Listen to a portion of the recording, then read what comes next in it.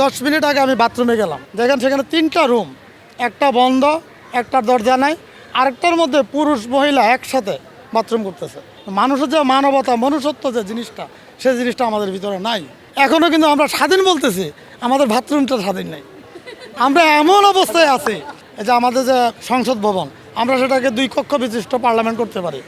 একটা হলো আমাদের জনগণের জন্য, আরেকটা হলো পেশাজীবীর জন্য। যেমন রিক্সাওয়ালার প্রতিনিধি থাকবে, সেখানে রিক্সাওয়ালার কথা বলবে, ডাক্তারের প্রতিনিধি থাকবে, ডাক্তারের কথা বলবে, তারপরে শ্রমিকের প্রতিনিধি থাকবে, শ্রমিকরা কথা বলবে।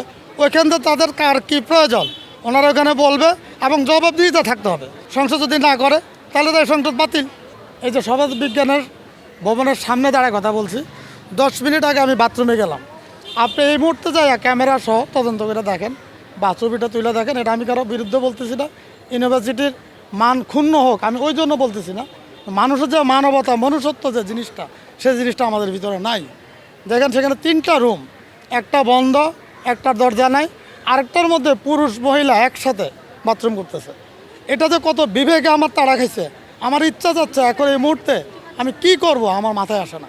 যদি আপনাদের মনে চায় আপনারা জিনিসটা তদন্ত করে দেখেন, কেন আমরা এই বাংলাদেশে স্বাধীন বাংলাদেশ, সিরাজউদ্দৌলা মির্জাফরি করছে, 200 বছর ব্রিটিশ শাসন করছে, আমরা তাদেরকে সরাইলাম, পাকিস্তানকে সরাইলাম, স্বাধীনতার 50 বছর বিভিন্ন সরকার গেল, এখনও কিন্তু আমরা স্বাধীন বলতেছি, আমাদের বাথরুমটা স্বাধীন নেই।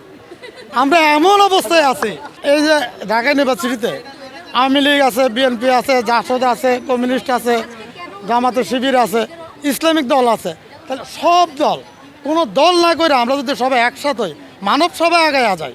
মানব সভা আল্লাহ পাক বলছে আমার সৃষ্টিকে তুমি সেবা করো, সেখানে কিন্তু মানুষ আসে না, আল্লাহ সৃষ্টি, সেখানে পোকা মাকড় থেকে শুরু করে গাছ গাছড়া সব কিছুর যদি আমরা সেবা করি, তাহলে আমরা মানব এবং মুসলমান হিসেবে স্বীকৃতি দিতে পারি।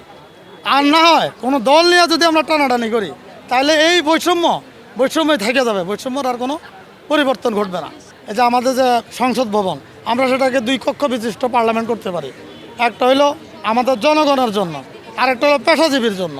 যেমন রিক্সাওয়ালার প্রতিনিধি থাকবে, সেখানে রিক্সাওয়ালার কথা বলবে, ডাক্তারের প্রতিনিধি থাকবে, ডাক্তারের কথা বলবে, তারপরে শ্রমিকের প্রতিনিধি থাকবে, শ্রমিকরা কথা বলবে। ওইখান থেকে তাদের কার কী প্রয়োজন ওনারা ওখানে বলবে এবং জবাবদিহিতা থাকতে হবে। যেমন ধরেন আমার এলাকা হলো এই ঢাকা 5 আসনের আমার পার্লামেন্টের 2জন মেম্বারশিপ থাকলো। একজন হলো জাতীয় রাজনীতির থেকে, সেটা যৌথভাবে হইলো, যারা যোগ্য মনে করলো তাকে দাঁড়া করাইলো, 5 জন দাঁড়ালো, 1 জন হইলো। হওয়ার পরে তাকে জবাবদিহি করতে হবে, সে কী বললো পার্লামেন্টে গিয়া। আমি যে রিক্সাওয়ালা, আমি যে রিক্সা চালাই, আমার কথা সে কী বললো, আমাকে এলাকায় এসে আমাদের রিক্সাওয়ালা যে ফেডারেশনের কাছে সে বলতে হবে। আমি ব্যবসায়ীদের কাছে বলতে হবে।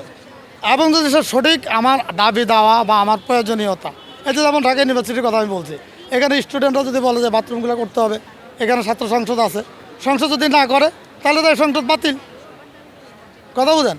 তাহলে এটা যদি ওই যে রাজনৈতিকভাবে যদি যাই, মানে কোনো দলকে নিয়ে যদি আমরা যাই, তখন দলকে প্রাধান্য দেয়। দলকে প্রাধান্য দিতে গেলেই তখন এখানে হিংসা মারামারি কাটাকাটি হয়। আপনি এক দল, উনি এক দল, উনি এক দল, আর আমার দলকে আমি প্রাধান্য দেব। আপনি ফেরস্তা হইলেও আমি কিন্তু মানতে রাজি নেই।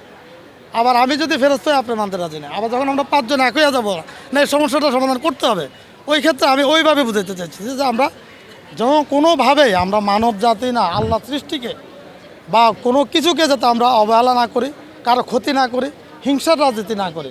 আর যদি হিংসার রাজনীতি না করি তাহলে আপনি আলাদা আলাদাভাবে করতে পারেন, কিন্তু হিংসা রাখতে পারবো না। সবাই বসে সমাধান করতে হবে।